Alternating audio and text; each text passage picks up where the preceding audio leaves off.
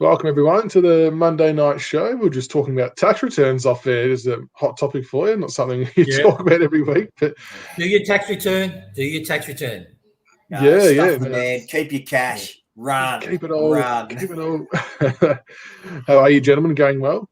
Yeah, going well. You know, how good is it having a weekend seeing the glorious Miller and everything I said about him? He's displaying it for everyone to see. So just quietly, my erection still has not gone down.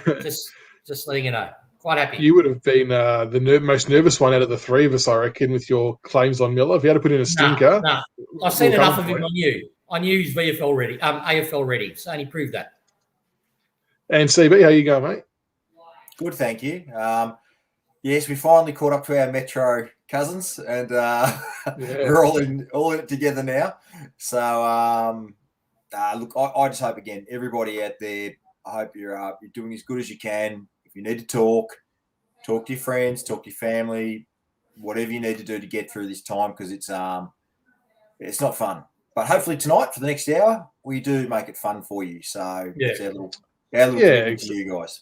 Exactly right. And to your point, Toots, that it probably won't be a weekly show going forward, but we're definitely keen to do something, whether it's fortnightly, whenever we're available kind of thing, just to catch up with everyone. It doesn't have to be footy related. We might talk about other sports, music, games, conspiracy theories, whatever. We'll just talk random crap and get everyone involved and just say good day and check in on everyone. So we talk about coits. Keep something going. Coits, we can talk about coits. We can talk about cooking. We can have a cooking cast. Yeah, cooking. Yeah. Because the Blues are always cooking, so we can do cooking. Because we have a cooking show with you, Jigs. It'll go for about 4 hours. You fucking rave on about your chorizo. Oh, mate. Don't you disrespect that, son. Beautiful, mate. And hopefully everyone's coming at you. Well, you might be outside. What was that fast food? Was it Taco? What was that one you caught out? Someone saw you at the front of the other week? Taco Bell. No, Taco Bell. Yeah. I was waiting for my wife to bring coffee. Yeah, Jigs, that's such an old gag. It's such an old trick where you just go to a fast food joint, buy the food, and then bring it back and then palm it off as your own. Oh, good, I made it for dinner tonight. These noodles are beautiful. I'm going to do Taco Bell. I'll take Chinese food and say, look how multicultural I am to pass it off. Not Taco Bell. But I hear, Oh, interesting. I'd be keen to hear a bit more about how that all plays out. Toots, apparently I need therapy. Yeah, I think everyone knows me. Might have your work cut out for you after this year. Toots, help me out, please. This is a good suggestion from Lee. Maybe we should do a computer rebuild show. See, Lee's my soulmate. She understands exactly, right? And she's not saying that mockingly. No, that's a different Lee. She wants to know how to put the RAM in the motherboard slot with the SSD cards and stuff. Awesome.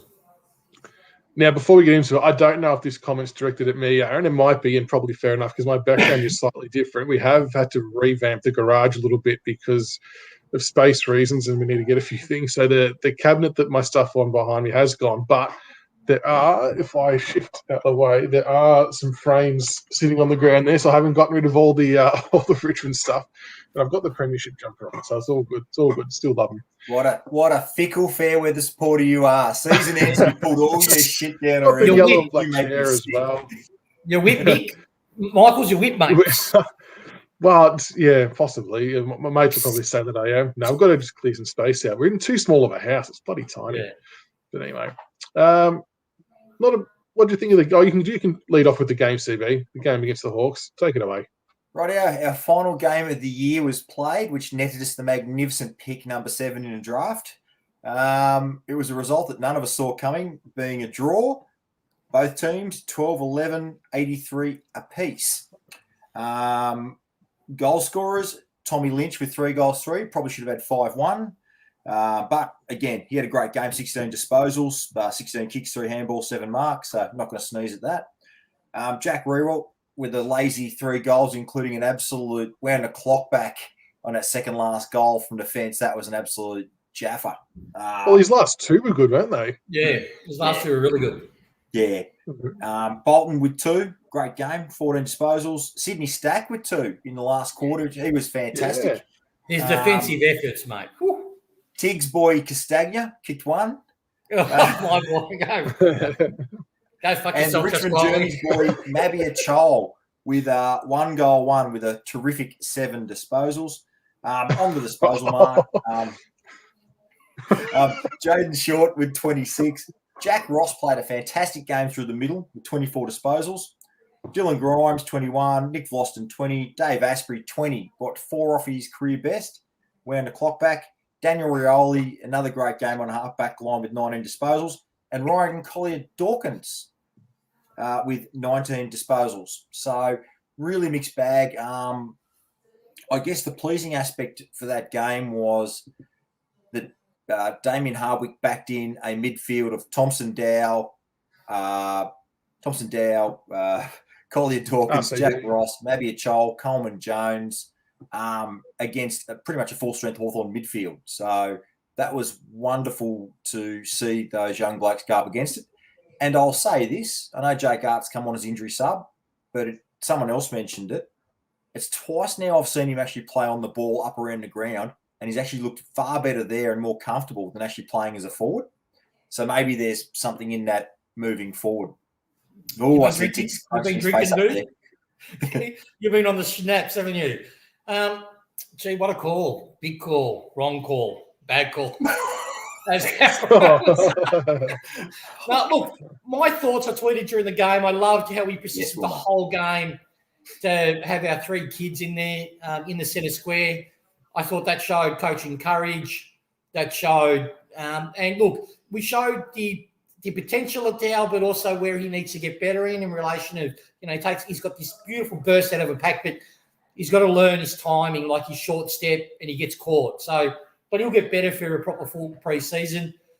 Excited me was Miller. He played the Asprey game for me. He was quiet in the sense that he wasn't like straight away as the best. Like Asprey normally is not considered the best, but he beat his man. He won every one-on-one that he was involved on, and he helped support his backline, his fellow backline members. It was a mature game, and I just thought what could have been if he had played him since round 8 when Bolton went down. How far advanced would he be? So I'm really excited to see what he can bring next year. You could tell most of our players were cooked, but it was nice to see in that last quarter, players that are playing for their future like Stack, that defensive smother on Burgoyne was brilliant. I had to reach from behind him and had the awareness to get on the ground and block the ball. So I was quite happy. I was flat watching the game because, let's face it, we knew we were gone. But so I concentrated on the kids, and it was good to see. I really didn't see a poor performance with the kids. So, just next year, I think I tweeted, we just need to get the biggest recruit ever, and it's going to be a forwards coach. For me, he's going to be the biggest recruit ever. Fuck round 1 picks and get someone that can tell our midfield and how our forwards should lead up to the midfield. And fucking Tom Lynch, get your kicking boots on, son. I don't want you running up and down. I just want you to be at the front of those sticks and just kicking. From 20 metres, 30 metres out, just kicking the ball a million times and getting it through. It was just an off year, mate. He's had 2 good years previous I to know. that. So. I know. And I had a knob that had a bit of an argument with, goes, Richmond wasn't really that injured. I said, mate, just look at our outs. We had 10 outs and 80% of them were all getting surgery or all injured. And they were playing while they were injured. So just not our year, but, mate, I'm so bullish about next year. It's not funny. So bullish, CB. How's your team? Michaels, what do you reckon? What's that? Sorry, I was just enjoying all the viewers' comments. I wasn't too emotionally invested in the game, as I'm pretty sure all of us probably weren't. It was actually nice to do kind of what you were saying, Tig, sit there and enjoy the kids. And I know the commentators mentioned it, and so did you guys, but I really respected Hardwick's discipline to not throw in your Bolton, Jack Graham, the usual heads into the middle, just to let the young kids have a full crack for a game. And they held their own. Hawthorn had some pretty good plays in there, and when the game was hot on the line to be won, they did really well. RCD found a bit of it. I mean, I would have loved for him to play a few more games throughout the year, but obviously it wasn't to be for whatever reason. Miller, he didn't look out of place at all. I was really nervous for his debut for you, Tigs, more than anything, but he looked really composed. And I think you've mentioned it a few times, but you could sort of tell he had leadership traits as well with his direction and his talking, and you don't see that very often from a first-game player. So that sort of shows, one, you can tell he's been in the system for a number of years, obviously, but the fact he feels comfortable enough to give directions on the field is a good thing. And we do have to we do have to celebrate Asprey. His first quarter or 2 quarters was unbelievable. I was almost thinking, are you sure, Dave? Are you really sure you want to do this? Because he was on track for, his career all-time disposals. But what a wonderful career he's had for us, Dave. And same as Basher. Both will be Richmond men forever and huge parts of the reasons to why we are where we are today. Yeah. I think 15 surgeries in 13 years of footy is probably a fair toll to take. It is. But as Asprey said too, he had a chat with with Ben Rutten, and Ben said when you can feel yourself pulling out of the odd contest here and there, it's no longer you're going to go all the time hard in. It's time to give it away. And Dave even admitted a couple of times during the year he felt himself pulling back a touch, and he said he just laughed about it, but he knew in his heart of hearts what was the right or wrong thing to do there. I agree 100% with you guys. I love the kids' game. Like I thought Miller, like watching him, he actually got a bit of pace about him too. I was surprised how quick he was at closing guys down, and he's a big, beautiful shape for a key defender. Yeah. There's a hell of a lot to work with there. So you think, geez, there could be one there. We've seen Mansell again. I didn't mind Parker's game. I thought, it was good. I reckon Parker's going to be a better player again when he's got better players around him, if that makes sense. It'll elevate him. He needs a contract, though. He's only on the 6-monther. Yeah, but having said that, look, he was recruited for depth. He wasn't recruited as best 22, let's be serious, but injuries have given him his opportunity. But I wouldn't be against keeping him for depth.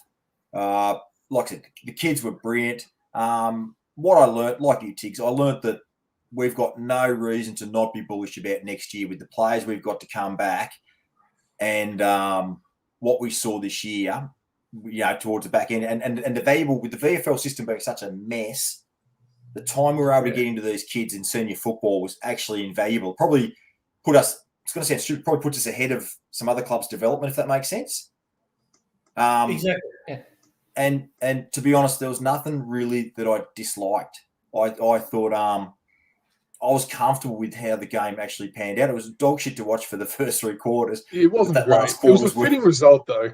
I thought, for both teams, given there was nothing on the line in terms of finals or anything like that. I know there's draft picks, but put that to one side. I thought to be able to not have a loser on a game where you've got Burgoyne, Clarko, Asprey, and Hawley finishing up was just a really fitting result, especially with how close Hardwick and Clarko are. I thought it was just really nice. And you could tell how close they are from their press conference after the game, which is really nice too. But not a bad result. I mean, it hasn't been the greatest of years overall, but I think the young kids showed enough in that last game to give us something to be excited about for next year. We'll talk about the elephant in the room that's been mentioned in the media. So it's coming out now that apparently Basher Hawley isn't happy that he's retiring. Personally, regardless of what's being reported, I'm very comfortable with the club making that decision because if he had to go on for another year, it would cost us another player like a Markov. It cost us like a Mansell, or it's going to cost us someone. So I'm very comfortable with the club making that decision, and Asher will always be a legend in my eyes. And just on that, every year that we've put him on a 1-year contract, we've not agreed. And I've got this from an impeccable. He knows it's 100%. What I'm going to be telling you now. Every year he hasn't been told he's going to get a contract while the season's been going. And Harvey's been pretty open with that. It's generally towards the end of the year, he goes, we'll give him another run. And he's happy to say it during press conferences. He didn't this year. First thing on the head, Mike, I think you need to go back to a couple of our earlier shows, mate. I said at the start of the year it was pretty likely that I think it might have been even last year, the last show, Asprey definitely, Hawley most likely would retire this year. Just to let you know, my medical degree is nice and fine. Thank you very much. Your other part of your question, so I don't whack without a hug. No, he will never play. He won't play elsewhere. But in saying that, I'm not Basher. Someone pays him $1 million. Who knows? But we didn't give him a promise, verbal agreement, and then back out on it and all this other shit. He was clear for us. People, so I noticed someone said that Parker definitely will get signed up next year. What I've heard is if the trade goes away, the trades go the way that we think they might go, then he won't have a spot for him because we will have the coverage to cover the depth, and we want to keep his spot to a kid that we obviously draft in. If it doesn't go the way that we're hoping it will go in a plan B, then Parker will probably get another year contract as depth. Because one thing Barker does really well is apply pressure, and having a full midfield that's fit, he'll complement that. Like you said, CB, he will be a lot better with skill around him where he can limit what he needs to do and just focus on one or two aspects of his game that he's really good at, which is applying pressure and actually getting the ball post-clearance. He's actually pretty good at it. He's a big boy. boy. He can get the turnover. So, big unit. Yeah, and he's a decent size. Yeah. So it's pretty exciting. It's pretty. I can't wait for this week. By the end of this week, you'll know if we've got Sarah or not. I can tell you that. Probably Friday or the weekend, we'll know if it doesn't break earlier. There's obviously after we've got to wait till GWS finishes in the finals. But I'm pretty bullish, boys. Pretty bullish. Hey, just one more thing. How good was McIntosh's bump on Kaczynski? That was a fair, hit, but it was a Sydney Stack-esque. Quite liked it. Yeah, he was good. Just on bumps, just remind me, Pickett I liked Pickett's game as well. Yeah. And yeah, I thought it was cracking in as hard as ever. So it was, there's a lot of little good signs to finish off the year with. But there's obviously still a lot of things we have to address. In particular, the coaching structure, as you guys said. And I think we spoke about it a few weeks ago that I think it was the first time since the Bulldogs in 2016 where an entire coaching line or group of coaches was completely changed up. And it obviously hasn't worked for us because there was a lot of disconnection going forward. We can all see it. I'm sure the club knows it as well. But hopefully we can get that fixed. And there's been a few people in here putting, would you bring in Teague as a forwards coach, which is an interesting thought. I don't. Yeah, I'll be open to it. I prefer to get someone that. How can I rephrase this properly? I would prefer to give like another McRae a crack. You know what I mean? Find someone that, like what we did. Xavier Clark is fantastic. That type of person that might not be in the senior AFL, but might be even in the Waffle leagues or might be in the VFL leagues. Someone like that is really good in relation and build a relationship with the playing group. He's youngish, so can bond with the younger guys, but knows his footy and can learn still. So that's the type of coach that I would love to get. That's why, like seeing Newman at halftime talking to the I think it was the midfield or the forward group of the Hawks. That's the type of. I'd love Newman to be at the club. Yeah. I'm not that hopeful on it.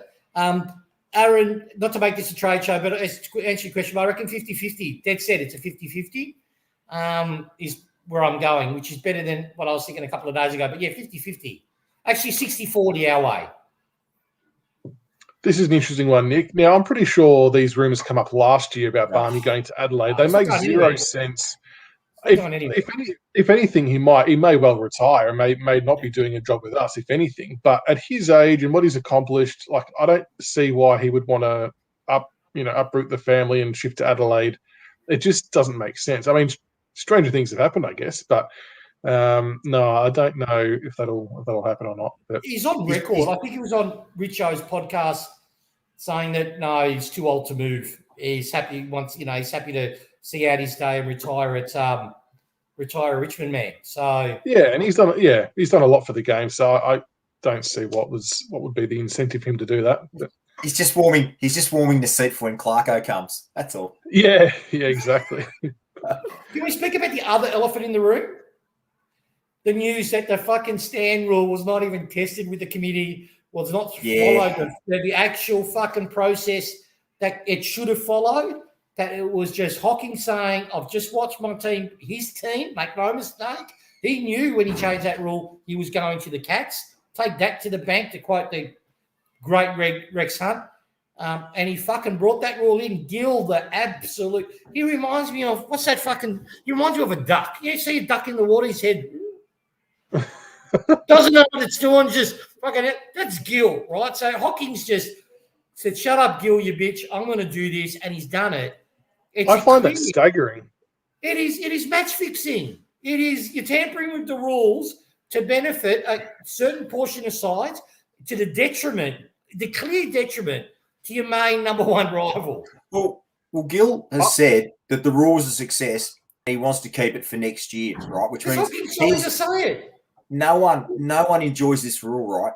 But I'm hoping. Apparently, Brett Maloney, the guy at Essendon, who was formerly at on the coaching staff at Melbourne, he's actually earmarked to take over Hocking's job. So I'm hoping, if he's listening, for the love of God, piss off Stan and piss off nominating a ruckman. Just give me those two changes and I'll be a happy man. They won't do it. You know why they won't do it? Because if they do it straight away, then you'll open himself to getting sued. You know, the questions would be, oh, this is really dodgy. Now that Hocking's gone, you revert it back. It'd be too many questions asked. Have you lost the like lobe there, Tiggs? No. You know what? My blue lips. See the blue lips? There you go. And it's the blue screen I've got. Hold on. Let me turn the computer off. On the rule, I mean, we all would have seen this on Twitter throughout the day. So it's the lowest scoring season overall since 1967, and the Coleman Medal. So Harry Mackay won it on 58 goals, which is the lowest tally by the winner since 1965 and the fourth lowest goal tally by the winner in the last 100 years. So they can't keep spreading this bullshit that the rule's working because, sometimes it might look nice when teams are kick mark, but they said themselves the aim of the game was to increase scoring, and it has not happened. It's an absolute abject failure. Yeah. And I would love to know. To acknowledge their own mistakes and are that pig-headed and arrogant that they will not listen to what the punters say, just shows the sheer arrogance of this organisation and how far they are off the reservation with what actually people think. I would love to know if there was any other rules that have ever been implemented that have bypassed the rules committee, or is this the only time? It's the first time. I'd love to know. It's the first time from how I read. That was the impression I got from reading the article. But the only way the stand rule will work, the only way, obviously we have to evolve as a side, right? Let's just not pull it your yellow and black eyed here. And I believe that's the thing on Demo. We did not evolve. He looked a bit stressed throughout the year. Obviously, shit going on. Did we have that extra support for him to keep his eye on the ball? I don't think we did. So that's on us, right? But in saying that, we would still be playing finals if we weren't, I believe, in part umpired out of the game. There was a lot of games that we got absolutely pilled. But all that aside, the only way this stand rule will work for us, if we want to still keep our uniqueness as a side and maximise our personnel, the umpires have to be held to account to police the 15-metre kick. That has to be policed. See, what sides are doing, and I reckon in full knowledge of hockey, they're kicking 8 metres, 10 metres and getting away with it. So that nullifies any ability to put pressure on, because what we try to do is press up. Okay, you've got the ball. You have to kick 15 metres. Let's press up that 15-metre zone. So they're going to kick in and cause a turnover that way. But then what they do a short kick that's well within that 15 metres. We're out of position and they run off the back and score. So they have to police that 15-metre kick. Else it's just a farce. It's just we have to play like the first half of the game against the Hawks. Slow, chip, and then run. And it's stupid. The other farce from the weekend was the timekeeper not doing his job in the Brisbane game, which could have cost the Bulldogs a top 4 spot. So they lost 40 seconds or something. I know there's 40 minutes left in the game, but crazy. You'd think they'd get that kind of stuff sorted. What did you guys make before we get on to the Bloodbath and the Den? What did you guys make of the last few games? The Geelong Melbourne game was a cracker. That last quarter was unbelievable. And if I'm honest with you, the only game I actually watched, and it's been like this for a while, is just the Richmond game. I did catch up on the Melbourne Geelong game when I was on the bike today. I stuck on a KO Mini. So I watched the 17-minute highlight package of it. That's what we made. But I couldn't give a shit about the other clubs. Like, the game is unwatchable.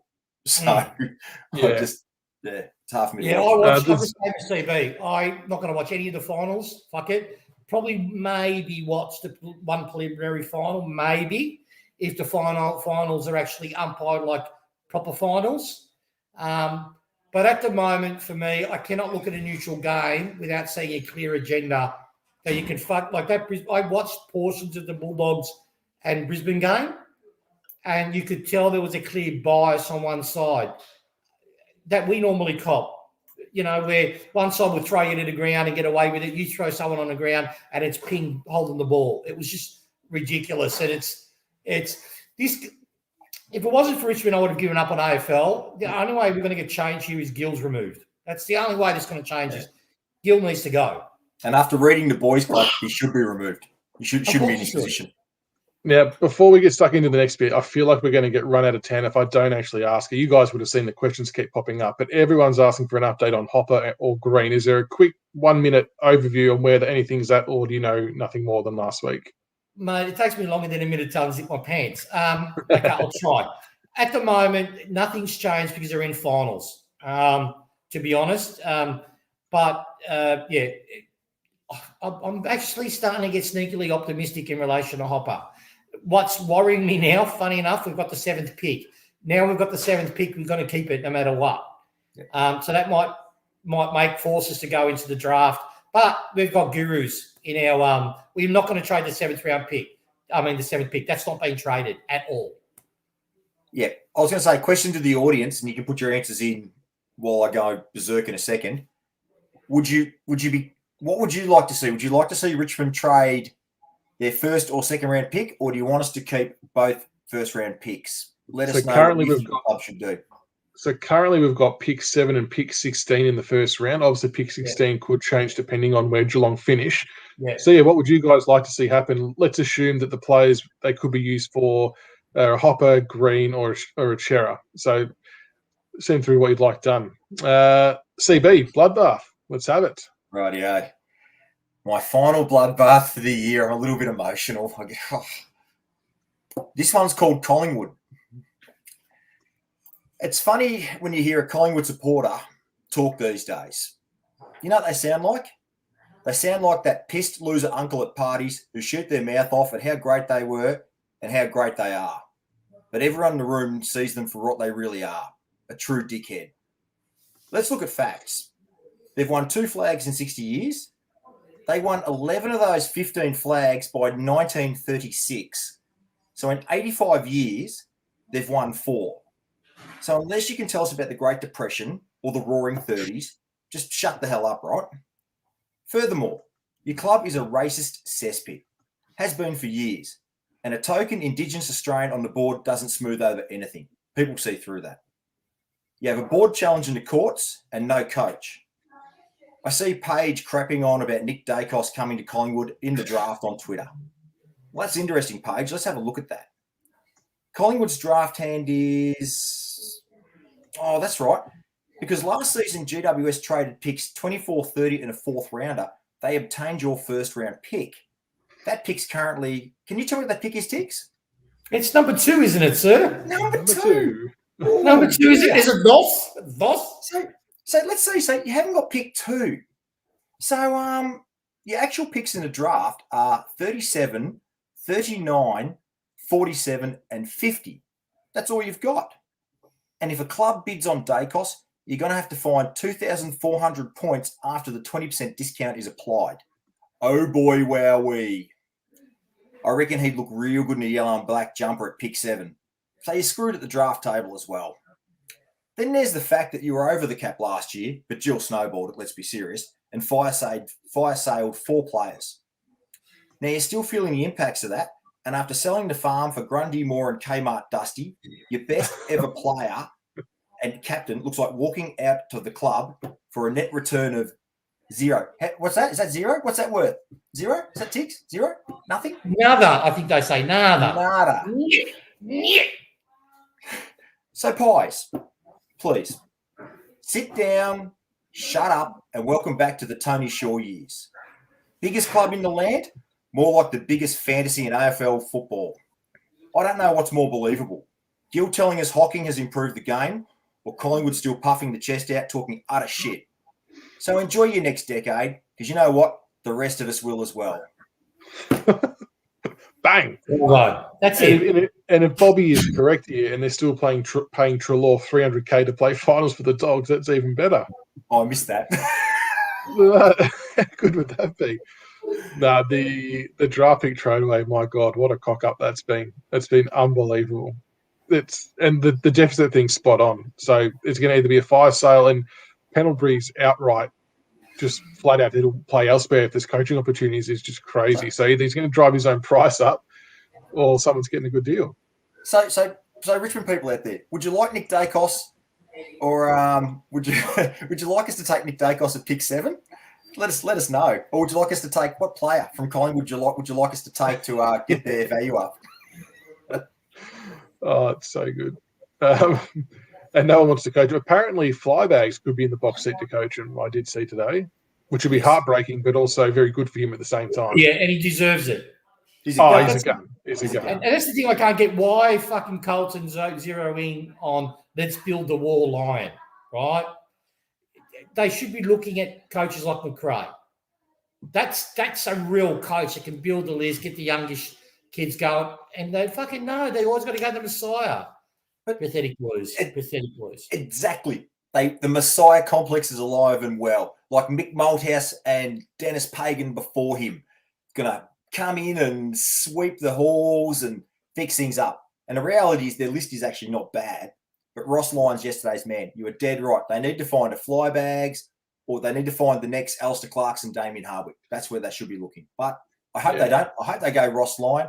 They sell a few memberships and they plod round 10th to 12th. All right, Tiggs, you've got a den lined up. Yeah, it's so many to choose from. But what it was, I was thinking about the year and how it's gone through. And this is really a Tiger Den. Just a quick 5 minutes on how pathetic is the media. 5 minutes? A couple of minutes, couple of seconds, whatever it is. 2 seconds, sorry. 2 minutes. You know, it's my way to say fuck you to the media. How Richmond, we've gotten so deep into their psyche that the undead in footy classifieds is again going to rehash her hatred for Hardwick. But that aside, I read an article, fellas. It was on that website that's afl.com.au. Now, it's an electronic website, so I couldn't wipe my ass with the article. That's the only little tragedy that's come out of this. But the knob, whoever wrote it, is so irrelevant, I could not even remember his name. Wrote down that, how Richmond Empire is crumbling. He used words such as, because we're out of the finals now, even if we bounce back next year, it does not count to our dynasty, right? Doesn't count. So if we win the flag next year, which would be the 4th flag in 5 years, doesn't count, people. Why? Because we missed finals this year.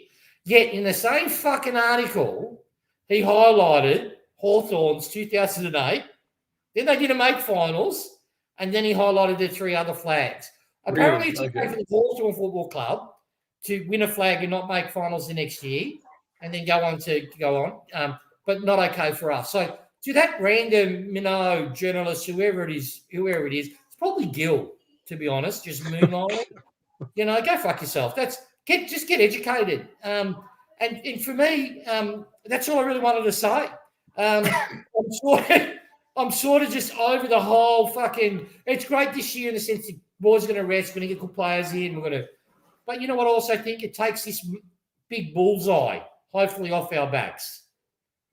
But I can guarantee it will come right back on if by round 10 we're something like 7-3. It will come right back onto us, but we'll see. Mm-hmm.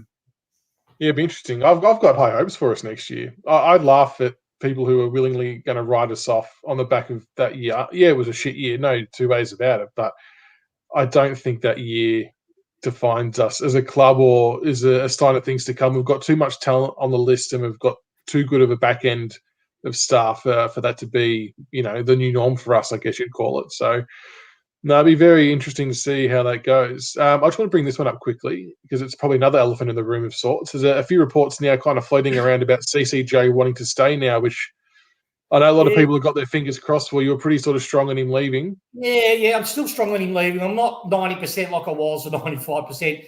I know GWS has called on him, but I think he knows reality is the landscape hasn't changed. Soldo will be playing again next year, right? You've got Lynch and CCJ are too similar. And you've got Jack Rewalt. Yes, Jack's got 1 more year. Will CCJ wait that 1 more year? We've got Sam Ryan developing. We've got Marte going to be having a full preseason with us next year. He knows the writing's on the wall. And again, I get people's love for him, and I do. I like him as a player too, but he has got some serious limitations that I'm not going to be overly crushed if we do trade him. and get a fairly decent pick for him. And I disagree. People are writing Jack's tombstone. What we need, I'll tell you people, you can get a medium tall, doesn't have to be 200 centimetres. Get a smart, medium footballer forward. You can recruit those pretty easily. Someone with a bit of, and that will take over Jack's role. I'm not underselling Jack. No one's going to be Jack Riewoldt with his footy IQ. But it's with Jack, if you, Rock, you'll having a go at me. But if you just have to get a crafty player in that forward line, we've got him. Yeah, we've got him. But that's not We've got a guy called Josh Caddy. Yes, we have. But yeah, Riewoldt. You're right there. Thinking of Josh, people are talking about North. He might be going North. I hope for his case he does. But in saying that, this is where I think Hardwick wasn't on his game. When Riewoldt was suffering, Riewoldt played injured for a period of time. They should have just let Riewoldt rest and put Caddy into Riewoldt's role. And I reckon we would have functioned better. But yeah, I think so too. Yeah. You know what? I'm happy. The funny thing is, I'm actually really, really comfortable and happy with the way the year's panned out. Like, I'm so happy we've got pick 7 and pick 16 and all this. It's come at a perfect time with our stars aging, young guys coming through, 23, 24 years of age to 22. It's just perfect. It is so, the timing is just mint. So, can I ask you, lads, a question? How much do you reckon Hooley was on? I would have said 450. I would have said 350 to 400. You're kidding? Really that low? All right. Let's say that number 450. Well, what about the cap got reduced, mate? Yeah, and only because a lot of them take cuts as well and reshuffling. Yeah, they did. How much do you reckon Asprey was on? Keep in mind he was contracted before the reduction. I would have said 4. Oh God, you guys fucking remind me not to work with you two blokes. Right? I reckon Asprey was on north of 500. I'm not saying 700. I'm saying 500. It's about 550 with bonuses and everything factored in. I reckon Hawley was on north 450 to 500. So that's close to $1 million that we've now got, right? Then you add on top of the average the listings that we will do, and then add on top the Rants con we haven't all used, and with Shy Bolton taking unders. Oh, yes, I reckon definitely. But Jack Riewoldt's taking unders too. Jack Riewoldt's last year's not going to be on much either. No. But Jack Riewoldt has purposely taken less so he stays on the list. That's what I'm saying. There's more money again available to spread for the young blokes. But he'll stay on. Jack is open and honest. He said, I'll accept less so I can still play the game. Yeah. So I wouldn't be surprised if he's on like 250 next year, Jack. What do we reckon about the Collingwood on 250 a year? Oh, yeah, and he kicked 50 goals. How underrated his season's been. He's third in the Coleman. And he's going to be on like 200K. You're only going to kick 55 goals and you'll win it. So yeah. That's what I called 550. I reckon we're close to $1 million of free cap this off-season. Yeah. And that's, keep in mind, that's with using some of the Rants money for Shy Bolton, who's only accepted 600. We've got short contracts. Mind this for Rioli, and Stack will get a short contract. So, boys, we're cooking. Anyway. I just want to bring this up because the irony's not lost on me. You've gotten Mate right and he hasn't played a game. You've said Shea countless throughout the year, all years. I fuck it up. I put Shea for listening. I'm stupid, mate. Sorry. So you did mention him, but Rioli, what do you think about that, fellas? There's a few articles trying to link him elsewhere today. I think he's not anywhere. He'll sign a short-term contract. 2 years. It's interesting how media just instinctively come after us and our players whenever they need something to sell a click. They just troll through lists. They just troll through the site. He's not contract. We're going to put him in. They pick a name. They just pick a name and go, okay, we're running on this bloke. At least I have the courage to fucking, like I had that other tool say to me last show, no, I don't hold a grudge, but say to me, I try to hedge my bets. I don't fucking try to hedge my bets. I just tell you how I call it. But at least I go with the name and I say that I'm going to go with, Fuck, I wish, I'm in the wrong industry. I should work for the AFL media organisation. It's just lazy journalism. We'll get to some listener questions in a sec, so start thinking about what you want to ask us, viewers. Before we All-Australian squad? Yes, before we do. I'm comfortable with no Richmond players. I don't think we deserved it. The one player who I think it was Harsh on Baker, second year in a row. It's been Harsh on Baker. in his role, his size. But yeah, you're right. We across the board. Well, under the one player who I'm shocked we wasn't got there. Travis Boak missed out. Yeah, and Nick Travis Nat knew he Boak got had a in. great year. They fucking Nick Nat knew he got in. Like it's skill. It's skill. He picks who he likes. He's a fucking tool. This can't. This. I remember when our organisation was fucking. This our competition we all loved had integrity and fucking. Treated everyone with the same bat. It's just gone so far. Lance Franklin's made it in there. Lance Franklin's that in caught there. me by surprise. I couldn't believe that. Bailey Dale. Who's Bailey? Oh no, Bailey Dale. I tripped over him. It's all PR. It's all fucking gone to PR and growing the market. It's just all shit. Oh, well. We'll get to some questions. This will be an interesting one. Hank Stringer. Fuck off. Oh, yeah, this fucking. If someone compares him to Martin again before the final series starts, I'm going to feed him go fucking postal. Kane Corns, this is fucking. I can't believe I'm going to say this. Kane Corns, mate, you were right. The guy is a fraud, right? He's beaten. I've actually thought his last few games have been pretty good. But who's he played? I know, but they've had to win to keep their finals hopes alive. And when it's needed to, he stood up. Yeah, but who's he played? Yeah, he's had good bullying. No, people say I'm going to be a bit harsh here, but he's a cock tease, right? So I'm not saying he hasn't got ability, but he's not consistent. What is Dusty? I agree with that. Dusty is consistent. Win your game, win your game, win your game, win your game. Get him to start doing that before you compare him, please. On the flip side, fellas, just before we take these questions, Dangerfield missing in action again when the heat's on in a crucial game for the Cats. Anyway, all right. First question from Mike: who is going to win our best and fairest? Oh, fuck! Jack Graham. Jack Graham. Okay, Tiggs. Yeah, Jack Graham would be right up there.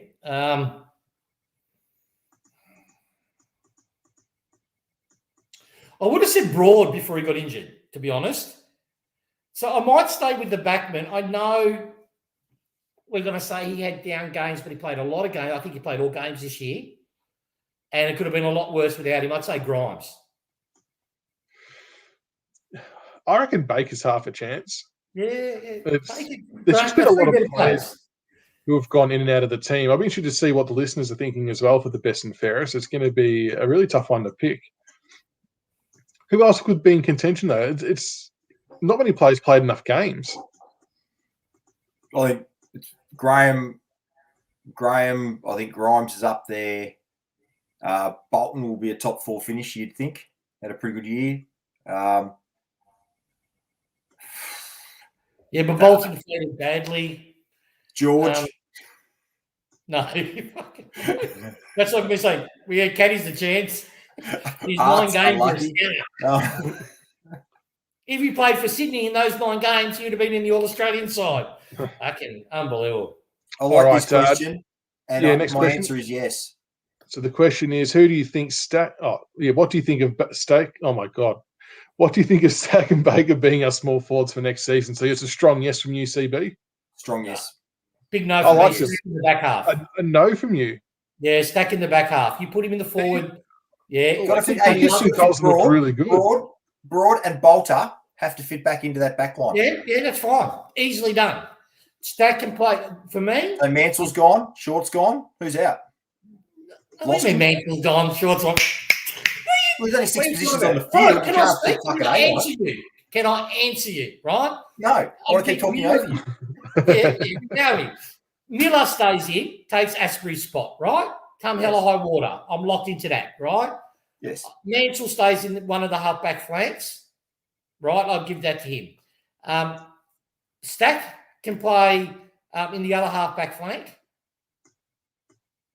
in the other pocket, right? We just load up with 7 defenders. You only play 6 on the field, bro? No, bro. Just get one of the wingers to roll in the back half. Bruh. As soon as the ball's bounced. No, look, I saw what he did at the forward line, but my worry for Stack is in a half forward, what's caused his rot when he couldn't get possession of the ball? If you remember when he played forward, there's games you can't get involved because you're not getting the ball. And if it happens 2 weeks or 3 weeks in a row, I loved what I've seen from him in the half back line. He's shown aggression. He's shown he attacking the contest, and he showed a really good defensive mindset. For myself, Rioli, who's currently in the half back flank, it's going to sound weird, and people are going to pillow me. Right? They're going to pillow me. Absolutely scream at me. But Shaw for me is the danger one there. Like he's very vanilla. I know he won the best and fairest last year, but this year's been a pretty shocker for me. I'm not saying he's a shit player or anything, but I'd prefer to see Daniel Rioli have another year full time in half back flank as an attacking stack on the wing. You could probably put him as a wing. Yeah, you can probably put him on the wing. He's got the leap. He can take a mark. Has he got the engine? That's the question. If we do that, Pickett will only play if we've got injuries, and then you can leave Short in the half back flank. And he's a probably better option than Short because Short can't take a mark on the wing. With Stack, I don't want assumptions to be made, but is there a bit of not worry or concern, but the off seasons, Stacky's obviously got himself in a really good spot to make his way back into the side after Kebab Gate and whatnot. And there was a lot of speculation and shit that happened. How do we make sure? I know the contract's in place. Is that going to be enough to make sure he comes back in tip-top shape? No, I just want no, because you spoke about his endurance. I want him to come back in tip-top shape because a wing could be a lethal position for him if he can get his running capacity up. I think he's grown up. And that's disrespectful to him, me saying it, sorry. But what I mean, I think the light bulb has fucking gone on and it's going to go off. So I've got no worry about that. Look, I reckon you could put him in the titty bar and he'll be an angel. I love Stucky. I reckon his return to the team has been sensational. I reckon he'll be safe. Just with how clean he is, and Jack, what you said was spot on. He's in the silk department. He's just clean with the ball. Corey Ellis in traffic. Wash your mouth, Jack. Corey Ellis, come on. Ben Lennon. Fucking what Corey Ellis could have been. When he first, I was happy with the draft when we got him. I was stoked when we got him. Corey Ellis, Danny Meyer. I just don't see any difference. Aaron Fiora, remember him? Oh, fucking hell. That's a good point, Dale. I didn't actually think of it that way. Save us preseason, never with lockdown, can't go anywhere. Yeah, good shout. Yeah. Okay, let's see what other questions. Keep sending through your questions. An update on Pickett. I suppose there's played a good game. There's been a little bit of talk, CB and Tiggs, about him potentially wanting to play back home in Perth for family reasons. And if that is true and is the case, I don't think anyone would begrudge him. Yeah. Oh, I generally don't know. I know he's had personal stuff going on, and I don't like talking about it. He played his last game of the year. I mean, don't read too much into that. I wouldn't be surprised, but in saying that, I thought he was going to be traded. I thought he was going to leave. What was it, last year or the year before? Last year. Yep. Yeah, last year. So maybe he's done it, and he's contracted, I believe, for 2 years. So he's in contract. He has to be traded to leave. Cam Howard. Maybe what I was hearing last year might happen this year. I don't know, but I wouldn't be surprised if he's still on the list at the end of the year. All right. When do we think the listings will be announced? Could it be within a couple of days? I don't know. I'm not used to having to worry about this kind of shit at this time of the year. It's kind of thrown me. No, I imagine, don't they usually do all the exit meetings pretty much within a day or two after the last game and then let the players go off and do their own thing? So I'm sure the chats would have already been had now, if not in the next couple of days. And then I'm not sure when the list lodgement dates are, but I'm guessing that decisions were well and truly underway. But you would think, delisting-wise, Egg might be in a bit of trouble. Naish might. The one that I'm scared about is Cumberland. I don't think he'll get delisted, but I was just a little bit shocked he didn't get a game off the back of his performances. Yeah, I reckon we've got to make hard choices on some of the kids that we rate but didn't get an opportunity because of the quality. We've got to use these draft picks. So we've got to give an opportunity, and it just might be just really bad timing, COVID, all that sort of stuff. They couldn't show their wares, but yeah, not even the VFL to show your form is a tough gig, and that's exactly why Matty Parker got delisted from St Kilda. It was bad timing, couldn't show his worth, and then we obviously pick him up. So yeah, hopefully. Big shout out to Troy, to Big Morrow. Just seen his name pop up. G'day, Morrow. You beautiful man. Oh, Biggie gone. I hope Biggie's not gone. I've liked the look of him when the VFL's been on. I thought he's really sort of grown and shown a bit. So how big? And even like And even Garthwaite, like he's probably not going to be best 22, but we've seen how valuable was coming in. I've seen it. But then you've got Broad coming back, Bolter coming back. I've seen enough. Yeah. Well, thank you very much, Garthwaite. I've been waved off. Thank you, Garthwaite. Thank you very much for everything you've done for the club, mate. With full respects, ta-da. That's no. I thought he did okay for the games he had to play. No. Look, for me, he's got that. We've look, to our credit, we've looked after him. Like most clubs didn't pick him. I don't think any club was going to pick him because of his ball drop, his kicking. Now he's actually an accurate kick, so hear me out. But he telegraphs where he's kicking it because I don't know how he got that as a junior. But getting past that, he hasn't. He's soft in the contest. I'm not saying he's soft. I'm not saying he's a scaredy cat or anything. What I mean by soft in the contest, when I used to play footy, my coach used to scream at us, if you haven't got your balance and you haven't got your body positioning right, particularly in half back flank, and you get pushed to ground, you're soft. Right? Doesn't mean you lack courage. It means he's got no balance. I disagree. He's too small to be playing that position. He's not like Dylan Grimes. He's taller and heavier than Dylan. He was an in-between size to be playing the role he was playing. Oh, he's taller and heavier than Dylan. Look, I'll give you an example. Vlosten on Darling. How often have you seen Darling pick Vlosten up and throw him to the ground? And to let you know, Taranto just basically, just shoved him and pushed him on the rear. Yeah, that was pretty bad. Taranto. You say Taranto's too big for him? Well, mate, if you're using this argument, then I guess maybe a Chol's gone as well. No, that's the thing. I've seen gentle little breezes move maybe a Chol. No. Marbia Chol's not playing in the back half. Marbia Chol has one thing that CCG Day doesn't have, and that none of the other players that we sort of think he might be traded. Glenn, I thought you were an intelligent young man. You've hurt my feelings, mate. You know what? It's lockdown. I forgive you, Glenn. No, but seriously, Marbia Chol has something that CCG doesn't have. He has genuine hurt factor. How often have you seen Marbia Chol pop up, kick an important goal, then back it up and do another thing? CCJ hasn't. Yeah, but you've seen it. You haven't seen it with CCJ. So. No, rubbish. I can't argue with that. No, I'm not going to argue. I'm going to argue. You guys are baiting me, and I'm going to be the bigger man. Please. I can't find the question now. What about Jack Ross? Where do we see him fitting in? Because I thought he showed a really good game on the weekend because he was given a lot of opportunity to sort of show his wares. I thought he was quite good.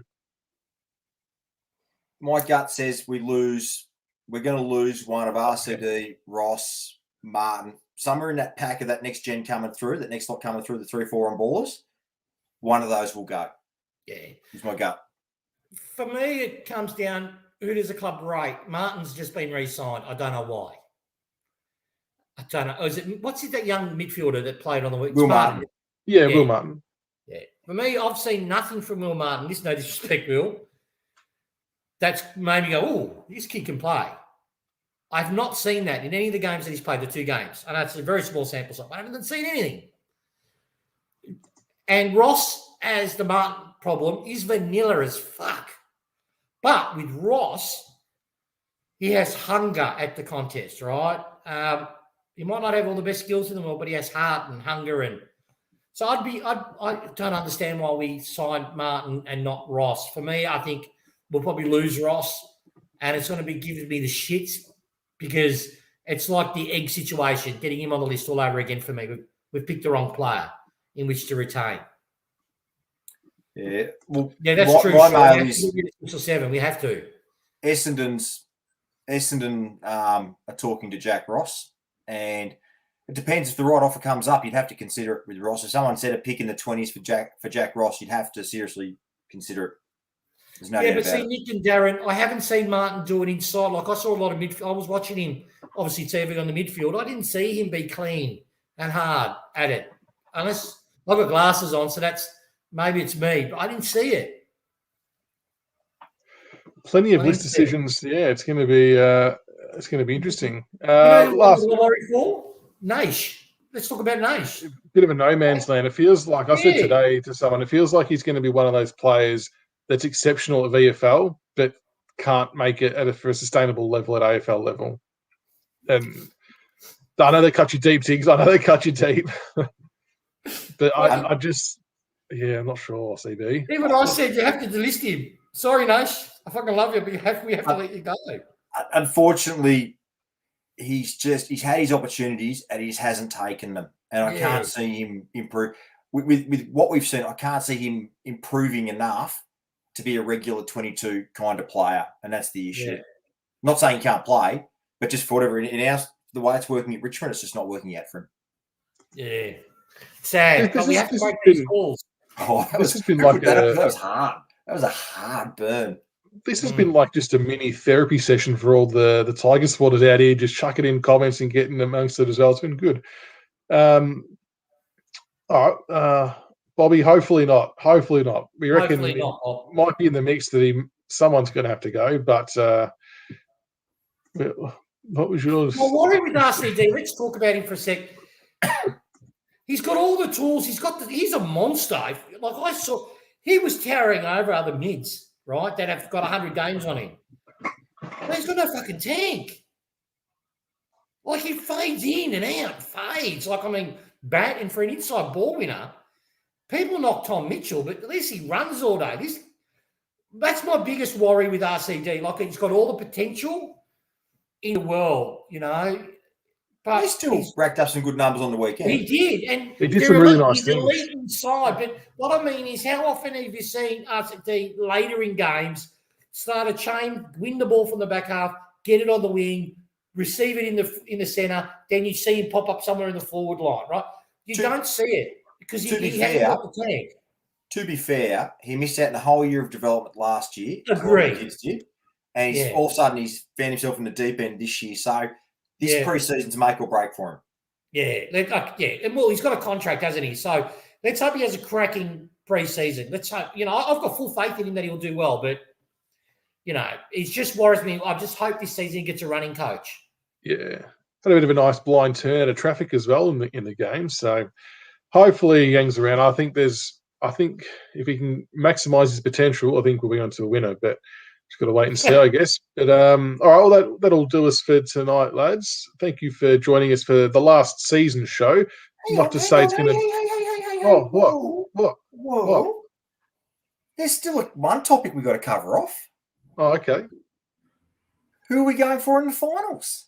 Now, firstly, I would like to go first. No, it's like anyone but Geelong. Fucking Geelong.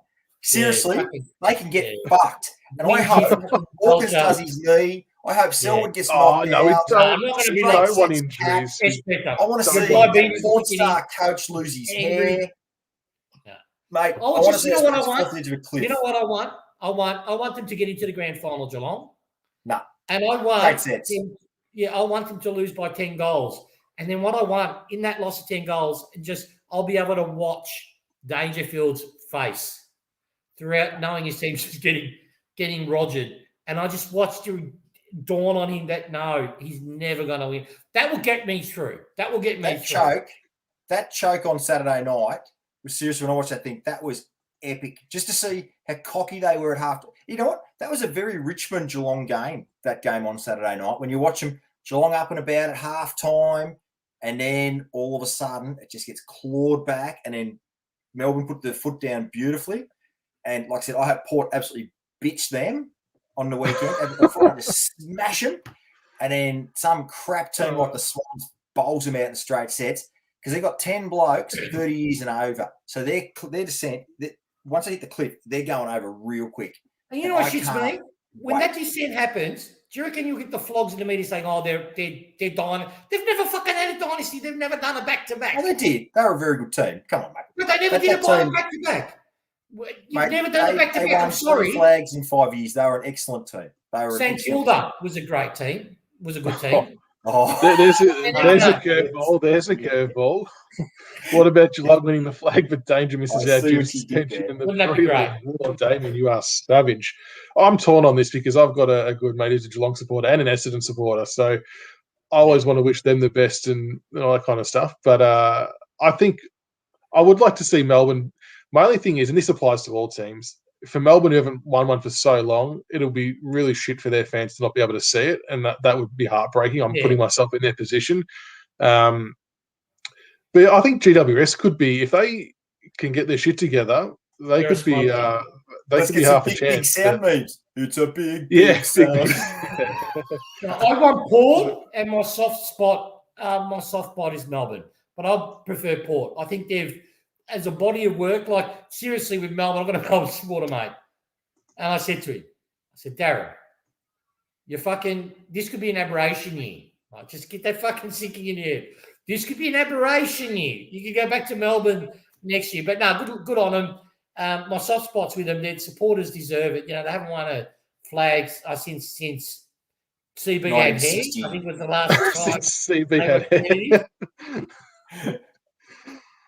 All right. Well, thank you, gents. For the questions. I'm actually in Traralgon in Victoria, so it's just the way my lighting is. I've actually got this lamp that faces the other. It's that bright. It actually faces the other way. Otherwise, I wouldn't be able to see a thing. That's where I am. But for me, Melbourne for one. Lamp. Yep. Yeah. Terry Walsh. I bought off eBay off Terry Walsh. So Melbourne for me for one. But if Melbourne can't do it, in all seriousness, I'm getting on the GWS bandwagon, man. I'm going to barrack hard for Toby Green to do something violent and win. I can't give to GWS, not because I don't like the club. Is there a franchise? I know Port's a franchise too, like Red Roosters got a longer history than both of those clubs. But Gill made GWS. Gill fucking made GWS in Gold Coast. Can I just put this on record? Call me a prick. I don't care. I never want Gold Coast to ever play finals. Never. Fuck them. Just for 50 years. I'm just not. They're fake franchises. Got nothing. The competition's poorer for having these plastic clubs in it. Oh, well. Someone asked, are we doing another trade show? I'm not sure if you're going to get more mail somewhere during the final series. If you do, we will. We'll keep you all posted, but it's not something we've spoken about just yet. It's a possibility, but you guys got to appreciate I've got a full-time job, 4 kids, and towards this end of this month and next month, it's pretty full on for me. But if I hear anything that I think is worth of note and it deserves a show, I'll put it on. I'll let Michaels know, or I'll tweet it or post on the boards. Anything that I get. So, I'll keep you in the loop. Anything I hear. Very good. We'll definitely keep everyone posted. Yes, I am in the garage. This is where I've been relocated to since our second child took over my man cave. Gets cold out here, but I got my PS5 out here, my work computer, and just other Richmond memorabilia shit. So I am out in the garage, but that's okay. So we'll keep everyone posted if there's a trade show. But like we said earlier on, we will be looking to do other random shows, throughout the off season. So not necessarily about Tigers stuff, but everyone's always more than welcome to join us for the conversation, whether it's, whatever the topic is, you guys can call the shots, I guess. But it's just a good way to stay connected because we do love our viewers and our family that we've built up. It's a good little community. So thank you so much to everyone for all your love and support throughout the season. We really appreciate all the kind words and the views. Sorry, Michaels. Chris, I've got to let him know. Chris Bell. I was in the army, mate. So I very well could be. We appreciate all the support, from you guys, the viewers, and for accepting the change to going to a video audio medium. And it was a good call by UCB to sort of force our hand to do that. It's a very good outcome. It's been a nice change to, for all of you to be able to see us. It's a bit different. Visionary, mate. I'm a vision. I've always told you I'm a visionary. Mate. You're very good. So this is inspiration, mate. You're a gun. It's been a good success. And to CB's going to lash off. So CB, I won't have a chance to say Merry Christmas. Have a good off season, mate. Play your cricket like Dennis Lilly or Justin Langer. I do not follow cricket. I'm more like Shane Warne after about 4,000 beers and 20 pies, mate. But because I know you're great at fondling the ball. So, enjoy it. And Michaels, we will do a show, mate. I'm happy to hop in anytime, talk about anything. So sounds good. And CB, I'm sure you'll jump in if you get half the chance as well. So I'm sure we'll be talking crap at some stage. And I'll be streaming video games if anyone wants to come and watch. Kano, thanks for watching me play Fortnite last night. Sorry about how shit I was. How's this? If CB doesn't get on when we do the next show, we can get one of our listeners. Oh yeah, we can do that. We can do like a lottery get one of our listeners on. Oh, I just want to say before I take, I've got to take a kid, but to all the viewers and the listeners, we really, all of us, we genuinely, anyone who's given us feedback, we've always responded personally to people who've actually got in touch with us.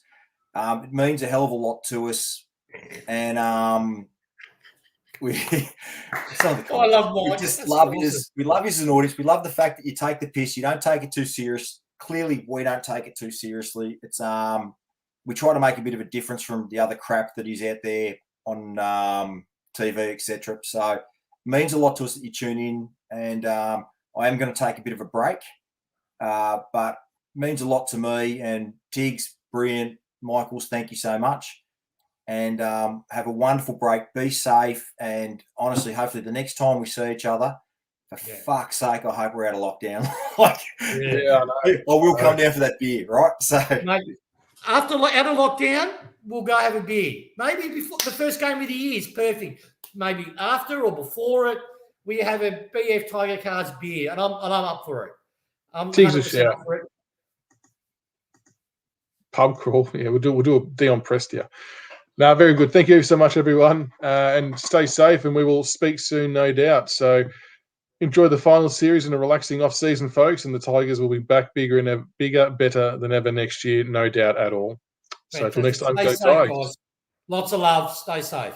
Actually, one quick idea: we should do a show after the national draft and talk about our draft.